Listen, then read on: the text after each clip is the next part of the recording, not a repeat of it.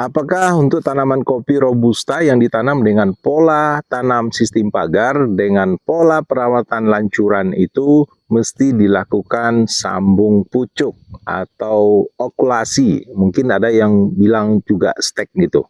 Sekarang kita bahas satu persatu dulu, mudah-mudahan bisa memahami sampai akhirnya. Pertama, sistem pagar. Sistem pagar itu maksudnya pola tanam atau jarak tanam yang kita adopsi dari caranya orang-orang Brazil atau orang-orang Vietnam dalam menanam kopi. Kalau Indonesia sebelumnya menanam kopi jarak tanamnya mungkin 2 kali 2,5 atau 2 kali 2, dan itu namanya sistem konvensional. Sementara orang-orang yang sudah modern di dalam bertani kopi ini, mereka sudah menggunakan pola sistem pagar itu. Artinya tanaman kopi ini ditanam dengan jarak rapat, bisa 1 meter antar kopi, kemudian jarak gangnya itu bisa 3 meter. Ada juga yang membuat dengan jarak 0,75 kali 3 meter.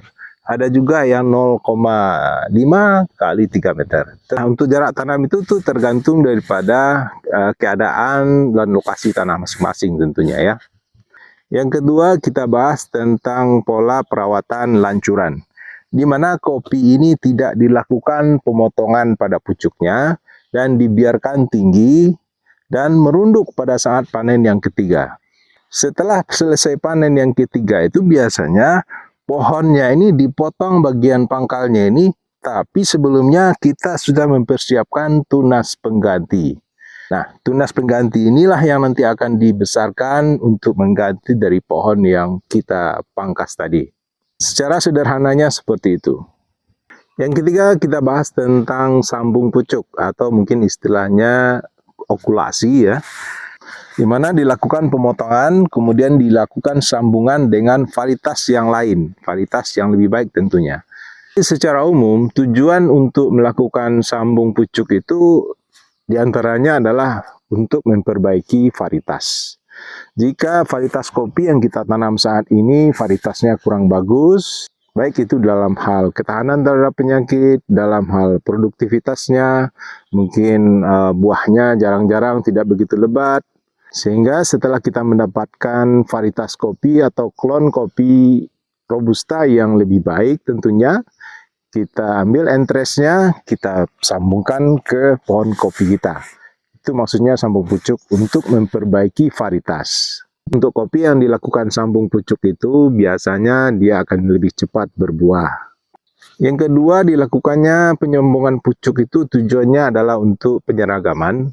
Kalau misalnya ada beberapa pohon kopi yang tidak seragam tumbuhnya, sehingga diratakan semuanya, kemudian dilakukan penyambungan pucuk kembali, sehingga diharapkan nantinya seragam tumbuhnya, seragam berbuahnya, dan juga seragam panennya.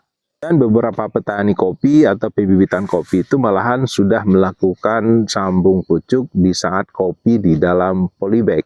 Sebelum dipindahkan ke lahan sudah dilakukan pemotongan pucuk. Lalu, apakah perlu kita lakukan sambung pucuk itu? Tentu tergantung pada kebutuhan kita. Apakah tanaman kopi kita varietasnya sudah bagus atau sudah seragam? Jika itu sudah, tentu tidak perlu penyambungan pucuk menurut saya. Tapi kalau kita ingin memperbaiki varietas, ingin membuat penyeragaman, tentu akan lebih baik lagi dilakukan penyambungan pucuk.